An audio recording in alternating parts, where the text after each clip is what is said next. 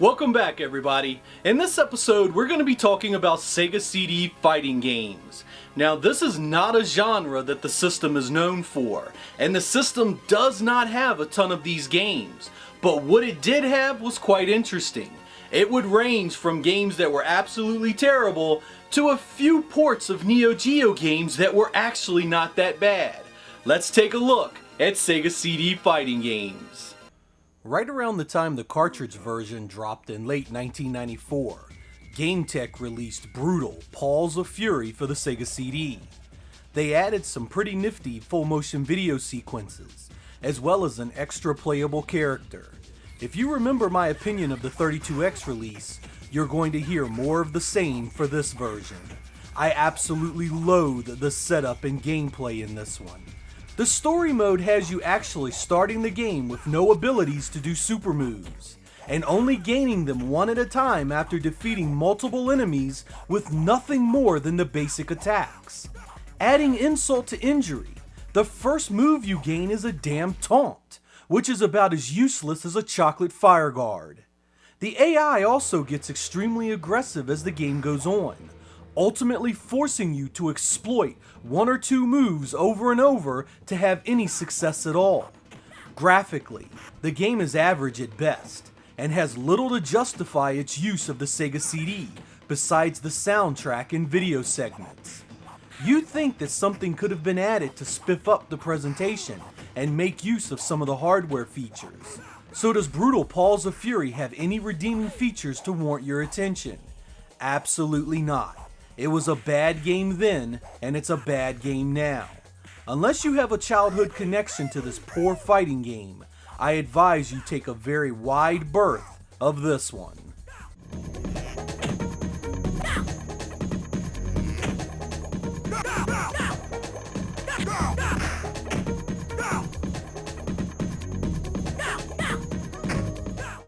Launched with the Mega CD in Japan, Heavy Nova was a port of the Sharp X 68000 edition released earlier that year by Micronet. Few games I have played in my lifetime are the disaster this is. Every aspect of this one is painful. You start out by having to navigate a side-scrolling segment to actually get to your fights. These segments are populated with scrub enemies that are of little threat and only serve as quick fodder for your basic attacks. You instantly feel something is amiss. The engine doesn't scroll smoothly, and your animations produce attacks that don't feel like they connect with the areas they should. These warning signs manifest into full-blown alarms once the one-on-one action starts, as the gameplay descends into some of the worst mechanics I've ever witnessed. The action is disjointed and choppy to a degree that the game lacks any real playability. Kicks and punches will go straight through enemy opponents, and even an action as simple as turning around can be a burden. This would later come to the US as a cartridge release, where it was equally as bad. It's dirt cheap at around $10 if you want to try it out, but my advice is to steer clear of this train wreck if you want to preserve your sanity.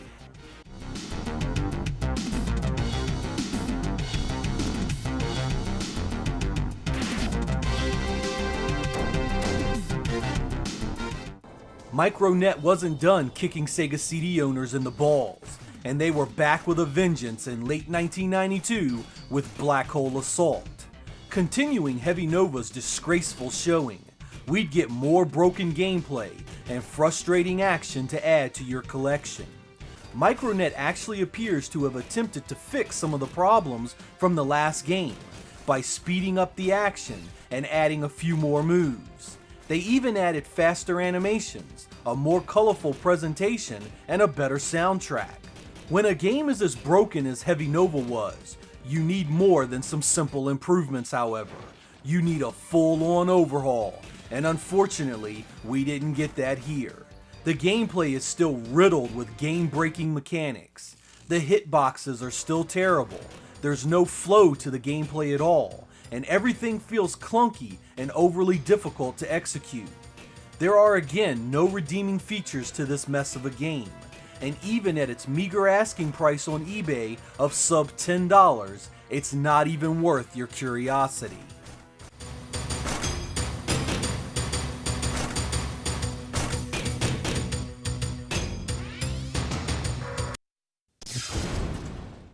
Mortal Kombat would land on the Sega CD in early 1994, published by Arena, a business arm of Acclaim. This direct port of the Sega Genesis game would see a few upgrades over its cartridge cousin. First, player animations were noticeably improved in areas, and some backgrounds were given extra details, such as gore and blood, or extra animations such as Shang Tsung watching your battle and turning his head to follow the action. The biggest improvement would come in the sound presentation, however. Voices, stage music, and sound effects would all see major boosts in quality, and would put the game much closer to the arcade than the cartridge version. The gameplay remains largely the same, and if you enjoyed the Genesis version of this game, you should appreciate what's here. The blood and fatalities are unlocked from the get-go, doing away with the code needed in the cartridge version. There is also a full motion video intro featuring the commercial from the game's first release, ironically featuring the Super Nintendo edition of the game. You can get bonus versions of the famous Mortal Kombat song Techno Syndrome by browsing the contents of the CD tracks. Mortal Kombat on the Sega CD wasn't without its flaws.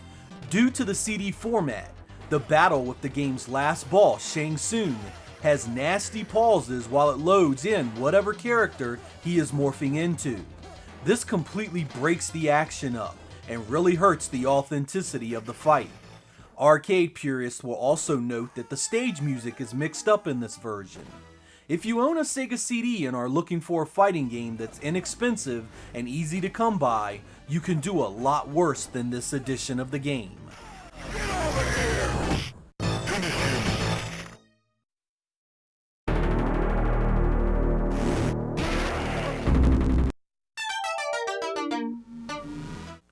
Late in the life of the Sega CD, Sega would release Eternal Champions Challenge from the Dark Side in early 1995.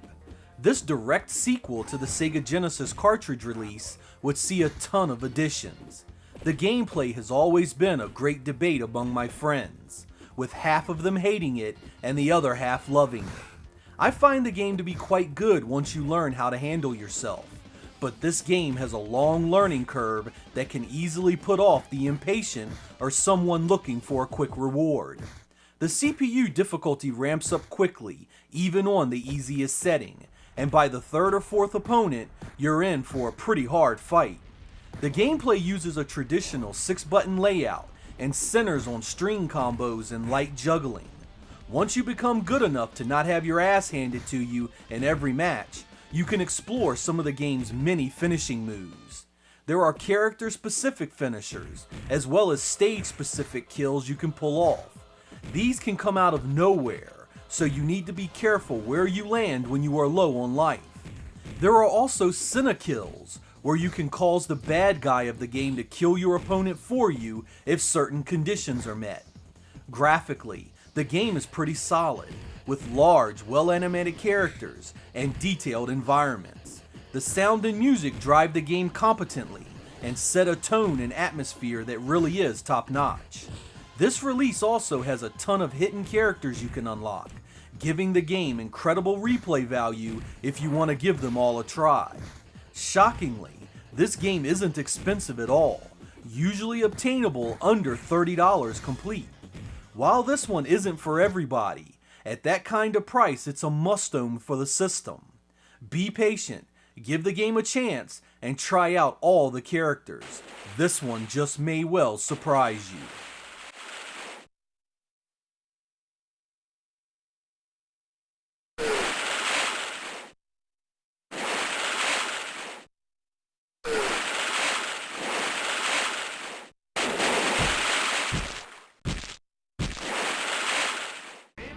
Early 1995 would see the JVC developed port of Fatal Fury Special released on the Sega CD.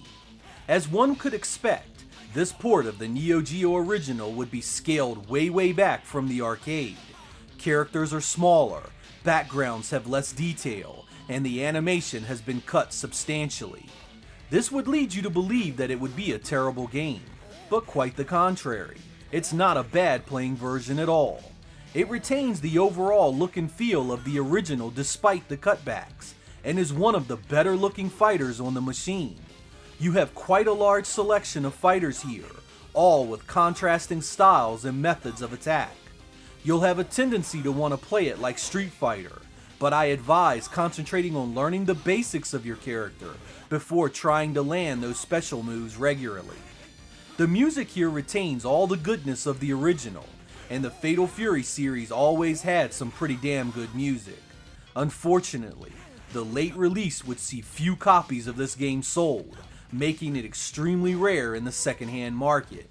If you want to try this out, I highly recommend playing it via an emulator or burning yourself a copy. If the real thing is a must for you, the Japanese release of this one is fully playable and much less expensive.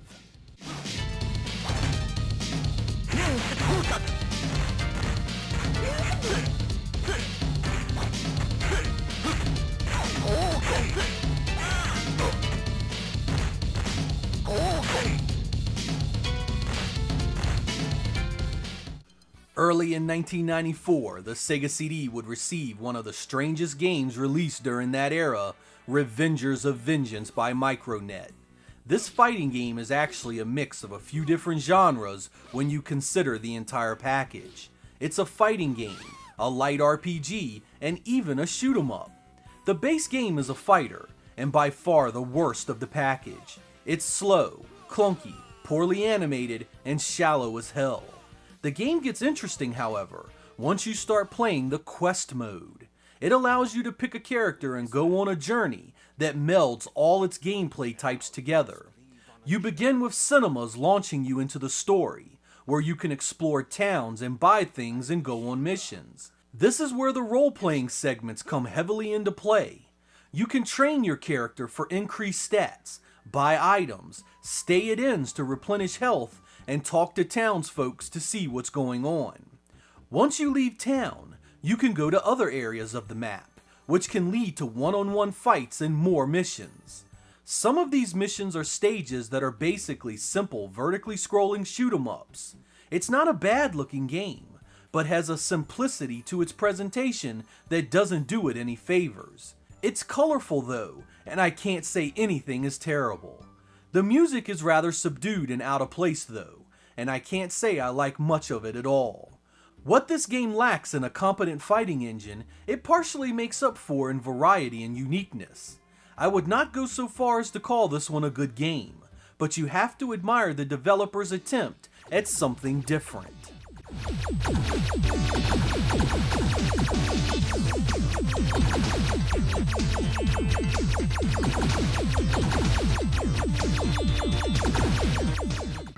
In late 1994, JVC would be responsible for another Neo Geo port, Samurai Shodown.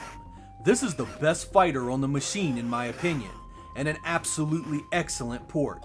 As expected, there are a number of cuts in this version of the game. The animation has seen substantial cutbacks, with the special moves taking the brunt. You also lose Earthquake, the largest character in the game. The zoom feature in the original release was lost as well, now locked to the zoomed in mode at all times.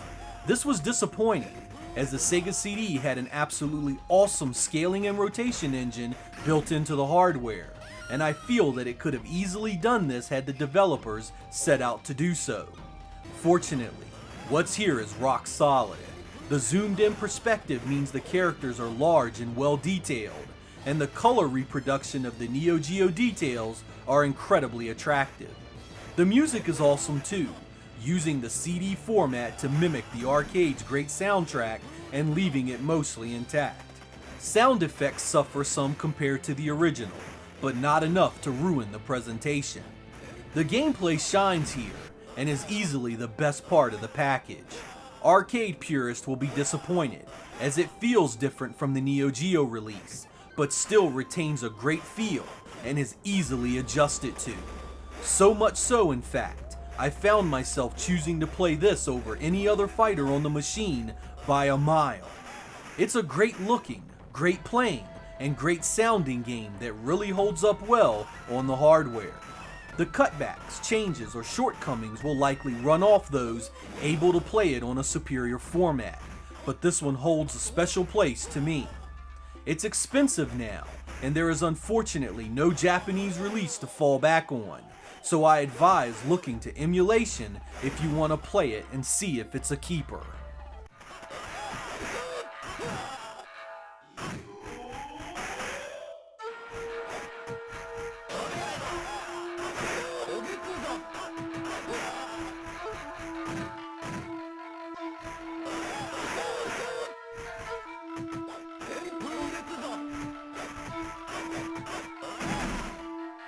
Now, the fighting game genre was not particularly well represented on the Sega CD, but the good news is that the games that are halfway decent here are quite affordable. Eternal Champions Challenge from the Dark Side is a very affordable game, and even a game like Fatal Fury Special, that is crazy expensive in the US and Europe, has a Japanese equivalent that does not cost an arm and a leg. Now, the Sega CD did not lend itself well to this genre. Hardware limitations would really hold this system back from doing any kind of like Street Fighter or anything like that. The internal memory, the system RAM of the machine was just too meager to do those games justice. And as we would later learn with the PlayStation and Saturn, the more memory you had, the better those 2D fighters would turn out. I'm Sega Lord X. I really appreciate you guys watching. I'll catch you next time.